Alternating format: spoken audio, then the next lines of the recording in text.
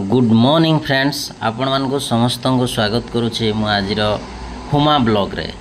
हुमा होछि संबलपुर विश्व प्रसिद्ध लीनिंग टेम्पल जोटा कि ढलिकी रही टेढ़ा टेम्पल।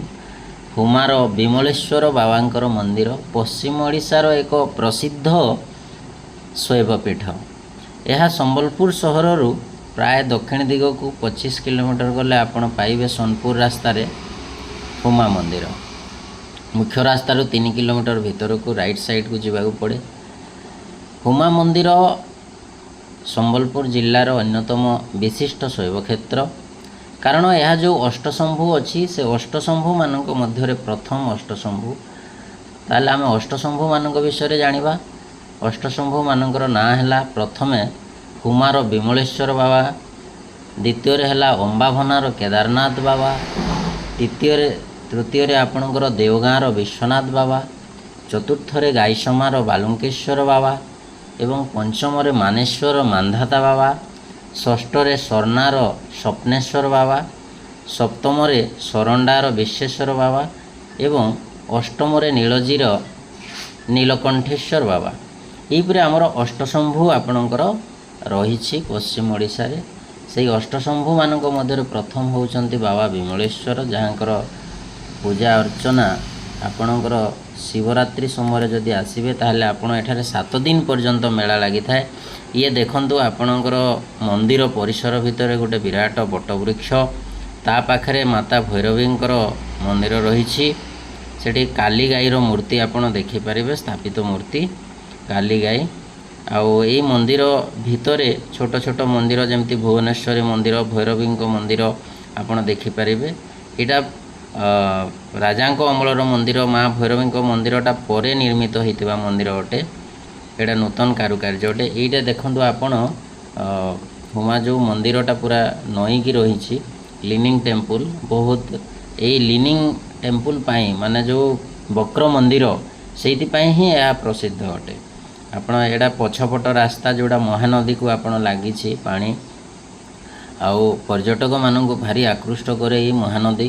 देखंतु एटा जेहेतु आपणकर खरा दिन आसिलानी, एठी आपण पानी कम पाइबे, किंतु एठारे तथापि पानी जाउछि। आउ एठी डंगा भी चले। डंगारे आपण लोक माने डंगारे बसिकी मझिरे गोटे टापू अच्छी, से टापुरे माँ कालींकर गोटे बड़ मूर्ति स्थापित करा जाइछि, सेटिके जाआंती। आम मध्य जाइतिलु, मु आपण आउरी आगु देखेबी। देखंतु ये आमर मेहर सार आउ चंद्रकांत भाई आउ तांको सहित मु जाइतिली मार्च 16 तारिख दिन संडे थिला। आमे सेपटे गोटे अन्य काम रे जाइतिलु, तो बहुत दिन रु बाबांकर दर्शन हेइनी, तो आम भाबिलु कि चलंतु आज टिके बाबांको दर्शन करदबा।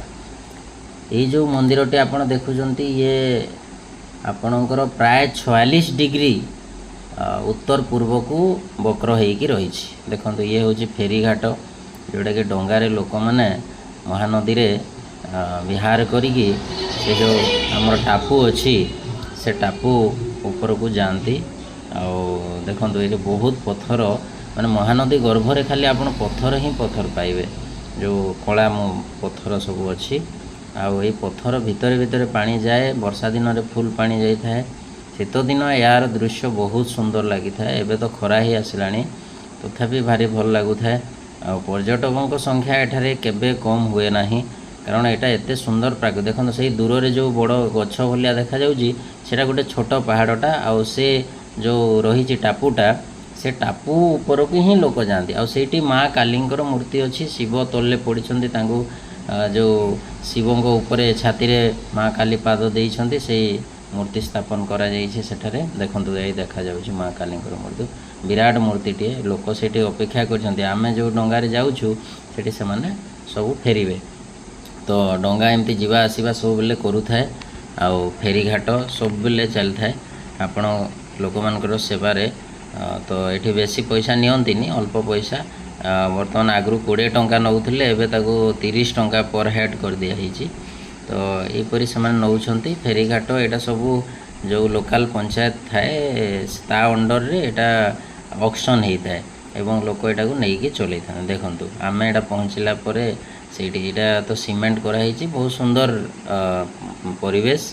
ଆପଣ ଶୀତ ଦିନ ଆସିଲେ ଏଇ ଯେଉଁ ପାହାଡ଼ ଭଳିଆ ଯେଉଁ ବଡ଼ ବଡ଼ ପଥର ଅଛି ଆପଣ ତା ଉପରକୁ ଉଠିକି ଆଉ ସୂର୍ଯ୍ୟାସ୍ତ ସମୟରେ ଯଦି ଆସିଛନ୍ତି ତାହେଲେ ଏହାର ଦୃଶ୍ୟ ଏତେ ମନୋରମ ହେଇଥାଏ।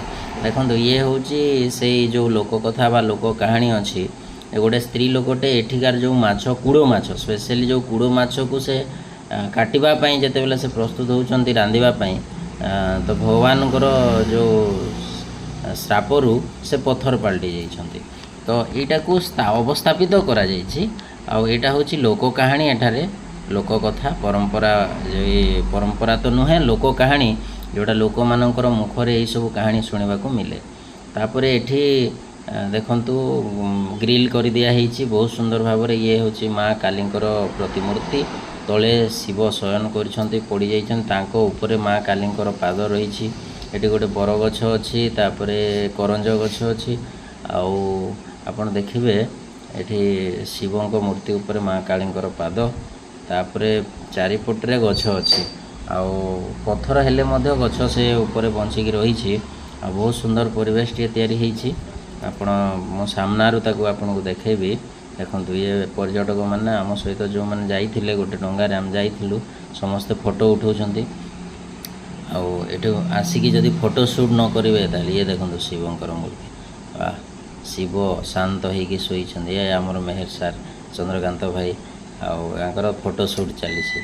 ବହୁତ ସୁନ୍ଦର ଭାବରେ ତାଙ୍କର କାର୍ଯ୍ୟକ୍ରମ ଚାଲିଛି ଫଟୋ ସୁଟ୍। ଆଉ ତାପରେ ମୋତେ ମାନେ ଡାକୁଛନ୍ତି ଫଟୋ ହେବା ପାଇଁ। ଦେଖନ୍ତୁ ଇଏ ତାପରେ ଯେଉଁ ପ୍ରାକୃତିକ ସୌନ୍ଦର୍ଯ୍ୟକୁ ମୁଁ କ୍ୟାପଚର୍ କରିବା ପାଇଁ ଆପଣମାନଙ୍କ ପାଇଁ ଚେଷ୍ଟା କରିଛି। ଦେଖନ୍ତୁ ଉପରୁ ଯେଉଁ ଦୃଶ୍ୟ ଅଛି ଏଠି ସୁନ୍ଦର, ବହୁତ ସୁନ୍ଦର। ମାନେ ଆପଣ ଛୋଟ ଡଙ୍ଗାରେ ଏଠି ଦେଖିବେ ଗୋଟେ ଛୋଟ ଡଙ୍ଗା ଯାଉଥିବାର ଦୃଶ୍ୟ ମଧ୍ୟ ଆପଣ ଦେଖିବାକୁ ପାଇବେ ବ୍ୟାକ୍ଗ୍ରାଉଣ୍ଡ ସାଇଡ଼୍ରେ। ଆଉ ଏଠି କିଛିଟା ଅଞ୍ଚଳ ସିମେଣ୍ଟ କରାଯାଇଛି ଯାହାଦ୍ୱାରା କି ଆପଣ ଚଢ଼ିବା ପାଇଁ ଯିବା ଆସିବା କରିବା ପାଇଁ ସୁବିଧା ହେବ। ଏଇ ଯେଉଁ ଗୋଟେ ବଡ଼ ପାହାଡ଼ ବା ଭଳିଆ ଅଛି ପଥରଟା, ଏଇ ପଥରକୁ ଆପଣ ଯଦି ଚଢ଼ିଯିବେ ଆଉ ସନ୍ଧ୍ୟା ସମୟ ହେଇଛି ତାହେଲେ ସୂର୍ଯ୍ୟାସ୍ତ ସମୟରେ ଏଠି ଯେଉଁ ମାନେ ଯେଉଁ ଭିୟୁଟା ବହୁତ ସୁନ୍ଦର ହେଇଥାଏ। ମୁଁ ଡିସେମ୍ବରରେ ମଧ୍ୟ ଯାଇଥିଲି। ଆଉ ବହୁତ ସୁନ୍ଦର ଭାବରେ ଏଠିକାର ଯେଉଁ ପରିବେଶ ଆପଣ ବହୁତ ମନମୁଗ୍ଧକର ପରିବେଶ। ଆପଣ ନିଶ୍ଚିତ ଭାବରେ ଥରେ ଆସନ୍ତୁ। ଆଉ ପ୍ରାୟ ଆପଣ ଶୀତ ଦିନରେ ହିଁ ଆସିବେ, ବହୁତ ଭଲ ଲାଗିବ। ଆପଣ ଏଠାରେ ବୁଲିବେ ଆଉ ବସିବେ ପଥର ଉପରେ। ସୂର୍ଯ୍ୟାସ୍ତ ସମୟର ମଜା ଦେଖନ୍ତୁ। ସେଇ ଛୋଟ ଡଙ୍ଗା କୋଶଲି ଡଙ୍ଗା ବୋଲି ତାକୁ କୁହାଯାଏ, ଛୋଟ ଛୋଟ ଡଙ୍ଗା ଯେଉଁଟା ମାଛ ଧରିବା ପାଇଁ ବ୍ୟବହାର କରାଯାଏ। ଆଉ ଏଇଟା ଦେଖନ୍ତୁ ଆମେ ସେଇ ପାହାଡ଼ ଉପରୁ ମନ୍ଦିରର ଯେଉଁ ମନ୍ଦିର ପାଖରେ ଯେଉଁ ବିଲ୍ଡିଂ ଅଛି ଆଉ ଯେଉଁ ଭୋଗ ମଣ୍ଡପ ଅଛି ସେଇଟା ଦେଖାଯାଉଥିଲା। ତାପରେ ଇଏ ହେଉଛି ଆପଣଙ୍କର ଚାରିପଟର ଦୃଶ୍ୟ। ଇଏ ଆମର ହିରୋ ଭାଇ ଚନ୍ଦ୍ରକାନ୍ତ। ଆଉ ଏଇଟା ହେଉଛି ଆପଣଙ୍କର ଯେଉଁ ଫେରିଘାଟ। ଆମେ ପୁଣି ଫେରିବା ପାଇଁ ଏଇଟା ପ୍ରସ୍ତୁତ ହେଲୁଣି। ଡଙ୍ଗା ଆସିଲା, ଏଇ ଡଙ୍ଗାରେ ଆମେ ପୁଣି ପଳେଇବୁ। ଦେଖନ୍ତୁ ଆମେ ଗଲା ପରେ ଆମ ଯେଉଁ ଲୋକ ଆସିଥିଲେ ସେମାନେ ପୁଣି ଉପରକୁ ଚଢ଼ୁଛନ୍ତି। ଫେରି ଆସିଲା ପରେ ସବୁଠାରୁ ଆକର୍ଷଣୀୟ ଦୃଶ୍ୟ ହେଉଛି ଏଇଟା ଯେ ହୁମାକୁ ଲୋକ ଆସିଛନ୍ତି ଆଉ ଯଦି ମାଛ ଦେଖୁନାହାନ୍ତି ତାହେଲେ ଯେଉଁ ହୁମା ଆସିବାର ଆପଣଙ୍କର କୌଣସି ଲାଭ ଦେବ ନାହିଁ। ଦେଖନ୍ତୁ ନ୍ୟାଚୁରାଲ୍ ପରିବେଶରେ ଆପଣ ଆର୍ଟିଫିସିଆଲ ପରିବେଶରେ ଦେଖୁଥିବେ ମାଛ ଏକ୍ୱାରିୟମ୍ ଭିତରେ, କିନ୍ତୁ ଏଇଟା ମହାନଦୀର ଗର୍ଭରେ ମାନେ ଆପଣ ସେଇ ମନ୍ଦିର ଯେଉଁ ପାହାଚ ପଛପଟ ପାହାଚ ତଳରେ ମନ୍ଦିର ଯେଉଁ ଲାଗିଛି ଆପଣଙ୍କର ନଦୀଟା ମହାନଦୀ, ତ ସେ ମହାନଦୀରେ ଏଇଟା ପୁରା ନ୍ୟାଚୁରାଲ୍ ପରିବେଶରେ ଏଇ ମାଛ ସବୁ ଆସନ୍ତି। ଦେଖନ୍ତୁ ଏଇ ମାଛର ନାଁ ହେଉଛି କୁଡ଼ ମାଛ। ଆଉ ଏଇ କୁଡ଼ ମାଛ ଏଠି କେହି ତାକୁ ଶିକାର କରନ୍ତି ନାହିଁ। ଦେଖନ୍ତୁ ବହୁତ ବଡ଼ ବଡ଼ ମାଛ, କେତେ ସୁନ୍ଦର ଭାବରେ ପାଣି ଏକଦମ ସଫା ଅଛି, ତେଣୁ ଏମାନେ ଜଣା ପଡ଼ୁଛନ୍ତି। ବର୍ଷା ଦିନରେ ପ୍ରାୟ ମାନେ ଦେଖାଯାଆନ୍ତି ନାହିଁ, କିନ୍ତୁ ଯେତେବେଳେ ଆପଣଙ୍କର ସେପ୍ଟେମ୍ବର ହେଇଯିବ ତାପରେ ଧୀରେ ଧୀରେ ଏମାନେ ସବୁ ପାଣି କମିଗଲେ ଧୀରେ ଧୀରେ ପାଣିର ସ୍ରୋତଟା ଯେତେବେଳେ ଧୀର ହେଇଯିବ ଏମାନେ ସବୁ ଫେରି ଆସନ୍ତି। ତ ଏମାନେ କେଉଁଠି ରହନ୍ତି କ'ଣ କରନ୍ତି ମାନେ ବର୍ଷା ସମୟରେ କେହି ଜାଣିନାହାନ୍ତି, କିନ୍ତୁ ଏମାନଙ୍କର ଏତେ ଭଗବାନଙ୍କର ଯେଉଁ ସାଜ୍ଞା ରହିଛି ଯେ ଏମାନେ ସବୁ ସେପ୍ଟେମ୍ବର ଅକ୍ଟୋବର ହେଲା ବେଳକୁ ଏମାନେ ସବୁ ପଳେଇ ଆସନ୍ତି। ଦଶହରା ହେଲା ବେଳକୁ ଏମାନେ ସବୁ ପଳେଇ ଆସିବେ। ଆଉ ଏଠି ସବୁ ଏମାନେ ଭୋଗ ଖାଆନ୍ତି। ଲୋକମାନେ ଏଇଟା ୟାଙ୍କୁ ଭୋଗ ଖାଇବା ପାଇଁ ସ୍ପେଶିଆଲ ଲଡ଼ୁ ମିଳେ ଗୋଟେ ମାନେ ଯେଉଁ ଲୋକମାନେ ବିକ୍ରି କରନ୍ତି, ଆଉ ସେ ଲଡ଼ୁକୁ ଆଣିକି ଆପଣ ଏଠି ଏମାନଙ୍କୁ ଖୁଆଇ ପାରିବେ। ଦେଖନ୍ତୁ କେତେ ବଡ଼ ବଡ଼ ମାଛ। ଆଉ ମୁଁ ବହୁତ ଥର ଯାଇଛି ହୁମା, ହେଲେ ପ୍ରଥମ କରି ଏଇ ଯେଉଁ ମାଛମାନଙ୍କର ଦୃଶ୍ୟଟା ଏତେ କ୍ଲିଅର ଭାବରେ ମୁଁ ଆଗରୁ ଦେଖିପାରିନଥିଲି। ତ ବହୁତ ସଂଖ୍ୟାରେ ମାଛ ଥିଲେ, ଆଉ ତା ସହିତ ତାଙ୍କର ଯେଉଁ ଭିୟୁଟା ଥିଲା ବହୁତ କ୍ଲିଅର ଥିଲା। ପର୍ଯ୍ୟଟକମାନଙ୍କ ପାଇଁ ଏଇଟା ସବୁଠାରୁ ଗୋଟେ ବଡ଼ ବିଶେଷ ଆକର୍ଷଣର କେନ୍ଦ୍ରବିନ୍ଦୁ ପାଲଟିଥାଏ। କାରଣ ନ୍ୟାଚୁରାଲ୍ ପରିବେଶରେ ମାଛମାନଙ୍କର ସମାଗମ ଆଉ ମଣିଷମାନଙ୍କ ସହିତ ସେମାନଙ୍କର ଯେଉଁ ଅନ୍ତରଙ୍ଗତା ଏଇଟା ଭାରି ମାନେ ଆଚମ୍ବିତ କରେ ଲୋକଙ୍କୁ। ଦେଖନ୍ତୁ ମାନେ ଗୋଟେ ଗୋଟେ ମାଛର ଓଜନ ପ୍ରାୟ 3 କେଜି 4 କେଜି 5 କେଜି ହେବ। ଆହୁରି ଆଗରୁ କୁହାଯାଏ ଯେ ଆହୁରି ବଡ଼ ବଡ଼ ମାଛ ସବୁ ଥିଲେ, କିନ୍ତୁ ଧୀରେ ଧୀରେ ସେମାନେ ତଳକୁ ଚାଲି ଯାଉଥିବେ ବା ତାଙ୍କର ଶିକାର ହେଇଯାଉଥିବ। ଏଇ ଏରିଆରେ ଯେଉଁ ମାଛ ରହୁଛନ୍ତି ସେମାନଙ୍କର ଶିକାର ହୁଏ ନାହିଁ, କିନ୍ତୁ ଯେତେବେଳେ ବର୍ଷା ଦିନରେ ଏମାନେ ଉପରକୁ କିମ୍ବା ତଳକୁ ପଳେଇଯିବେ ତାହେଲେ ସେଠି ଆଉ କିଏ ଜାଣିବ ଯେ ଏମାନେ ହେଉଛନ୍ତି ସେଇ ମହାଦେବଙ୍କର ମାଛ। ଦେଖନ୍ତୁ ଇଏ ହେଉଛି ସେଇ ଲଡ଼ୁ, ଏଇଟା ତିଆରି ହେଇଥାଏ ସ୍ପେଶିଆଲ ମାଛମାନଙ୍କ ପାଇଁ। ଆଉ ଆପଣ ସେଠି କିଣିକି ତାଙ୍କୁ 10 ଟଙ୍କା ଦେଇକି କିଣିବେ ଆଉ ତାଙ୍କୁ ଖୁଆଇ ପାରିବେ। ଦେଖନ୍ତୁ କେତେ ସେମାନେ ପାଖକୁ ଆସିକି ଖାଇପାରୁଛନ୍ତି। ମାନେ ଲୋକମାନଙ୍କ ପ୍ରତି ତାଙ୍କର ଯେଉଁ ଭୟ ସେସବୁ ନାହିଁ, କାରଣ ଏମାନେ ଅଭ୍ୟସ୍ତ ହେଇଗଲେଣି। ଆଉ ଲୋକମାନେ ଯେହେତୁ ତାଙ୍କୁ କୌଣସି ପ୍ରକାର କ୍ଷତି ପହଞ୍ଚାଉନାହାନ୍ତି, ତେଣୁ ସେମାନେ ପାଖକୁ ଆସିକି ଆପଣଙ୍କର ଲଡ଼ୁ ଗୁଡ଼ାକ ଖାଇଯାଉଛନ୍ତି। ବହୁତ ସୁନ୍ଦର ପରିବେଶ ଭିତରେ ଆପଣ ମାଛମାନଙ୍କର ଏଇ ଦୃଶ୍ୟଟା ହିଁ ଆପଣଙ୍କୁ ଆକର୍ଷିତ କରିବ, ଆଉ ଏଇଟା ହିଁ ଆପଣଙ୍କର ପଇସା ବସୁଲ ହେବ। ଦେଖନ୍ତୁ ବହୁତ ସୁନ୍ଦର ଭିୟୁ ଏଇଟା। ଆପଣ ପ୍ରାୟ ନ୍ୟାଚୁରାଲ୍ ପରିବେଶରେ ଏମିତି ଆପଣ ଦେଖିପାରିବେ ନାହିଁ କେଉଁଠି, ପ୍ରାୟ ବହୁତ କମ୍ ଜାଗାରେ ଆପଣ ପାଇବେ। ତ ମହାନଦୀର ଏଇ ଯେଉଁ ଦୃଶ୍ୟ ଆପଣ ଦେଖନ୍ତୁ, କେତେ ସୁନ୍ଦର ମାଛ ଏମାନେ ସବୁ ଆସିକି ଖାଉଛନ୍ତି। ଯେଉଁ ପର୍ଯ୍ୟଟକମାନେ ଯେଉଁ ଲଡ଼ୁ ଦେଉଛନ୍ତି, ଦେଖନ୍ତୁ ମୋ ହାତରେ ଲଡ଼ୁଟା ଦେଲା ମାତ୍ରେ ସେମାନେ କେମିତି ନେଇଯାଉଛନ୍ତି ଟାଣିକି। ବଡ଼ ମାଛ ଟିକେ ପାଖକୁ ଆସନ୍ତିନି, କିନ୍ତୁ ଛୋଟ ମାଛ କେମିତି ପୁରା ପାଖକୁ ଆସିକି ସେମାନେ ନେଇଯାଆନ୍ତି, କାରଣ ସାଇଡ଼ରେ ଟିକେ କମ୍ ପାଣି ଥାଏ। ତ ଏଠି ଦେଖନ୍ତୁ ଆଗରେ ଲୋକମାନେ ପୁଣି ଗାଧଉଛନ୍ତି, କିନ୍ତୁ ଏମାନଙ୍କ ପାଇଁ ଭୟ ନାହିଁ। ଏମାନେ ପୁରା ଏଇ ଜାଗାରେ ଦିନ ରାତି ଥାଆନ୍ତି ଆଉ ପର୍ଯ୍ୟଟକମାନଙ୍କର ଆକର୍ଷଣର କେନ୍ଦ୍ରବିନ୍ଦୁ ପାଲଟନ୍ତି। ତାହେଲେ ଏହିପରି ଭାବରେ ଆପଣ ହୁମାକୁ ଆସିଲେ ଏଇ ମାଛମାନଙ୍କର ଯେଉଁ ସୁନ୍ଦର ଦୃଶ୍ୟ ଆପଣ ପାଇବେ। ତାହେଲେ ଏଇ ଯେଉଁ ଆପଣ ହୁମାର ଯେଉଁ ମନ୍ଦିରଟା ଆପଣ ଦେଖୁଛନ୍ତି, ଇଏ ଆପଣଙ୍କର ପ୍ରାୟ 1600 ଖ୍ରୀଷ୍ଟାବ୍ଦ ବେଳକୁ ରାଜା ବଳିୟାର ସିଂ, ଯେଉଁ ଚୌହାନ ବଂଶର ରାଜା ବଳିୟାର ସିଂ, ସେ ନିର୍ମାଣ କରାଇଥିଲେ ବୋଲି ଐତିହାସିକମାନେ ମତ ପ୍ରକାଶ କରିଛନ୍ତି। ତାପରେ କାହିଁକି ଏ ମନ୍ଦିର ଏମିତି ବକ୍ର ହେଲା ଏବଂ ତାର କାରଣ କ'ଣ, ଏପର୍ଯ୍ୟନ୍ତ ବୈଜ୍ଞାନିକମାନେ ମଧ୍ୟ ଯେଉଁ ଭୂତତ୍ତ୍ୱବିଦ୍ ମାନେ ମଧ୍ୟ କୌଣସି ଏହାର ମାନେ ଉତ୍ତର ଦେଇପାରିନାହାନ୍ତି।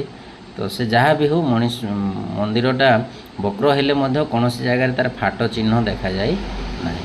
ପରେ ଯେଉଁଗୁଡ଼ାକ ସବୁ ନିର୍ମାଣ ହେଇଛି, ଯେମିତିକି ତୋରଣ ଗୁଡ଼ାକ, ଏଇଟା ପରେ ନିର୍ମାଣ ହେଇଛି, ଏଗୁଡ଼ାକ ବକ୍ର ହେଇନାହିଁ। କିନ୍ତୁ ଏ ଯେଉଁ ଏଣ୍ଟ୍ରି ଗେଟ୍ ଆପଣ ଦେଖିବେ ବା ତ ଏକ୍ଜିଷ୍ଟ ଗେଟ୍ ଯେଉଁଟା ଦେଖିବେ, ଏଇଟା ପଛପଟର ଏଣ୍ଟ୍ରି ଗେଟ୍। ତ ଏଗୁଡ଼ାକ ଟିକେ ଟିକେ ଟେଢ଼ା ହେଇଛି, କିନ୍ତୁ ଯେଉଁ ଜିନିଷ ଗୁଡ଼ା ପରେ ଯେଉଁ ସେ ମା ଭୈରବୀଙ୍କର ମନ୍ଦିର ଯେଉଁଟା ନାଲି କଲର୍ର, ଏଇଟା ଏସବୁ ଆପଣ ପରେ ତିଆରି। ଭିଡ଼ିଓଟି କେମିତି ଲାଗିଲା ନିଶ୍ଚିତ ଭାବରେ ଜଣାଇବେ, କମେଣ୍ଟ କରିବେ ଏବଂ ଭଲ ଲାଗିଲେ ଚ୍ୟାନେଲଟିକୁ ସବସ୍କ୍ରାଇବ୍ କରିବେ। ରହୁଛି, ଧନ୍ୟବାଦ। ପୁଣି ଦେଖା ହେବ ଅନ୍ୟ ଗୋଟେ ବ୍ଲଗ୍ରେ। Thank you. Visit to Huma. Thank you.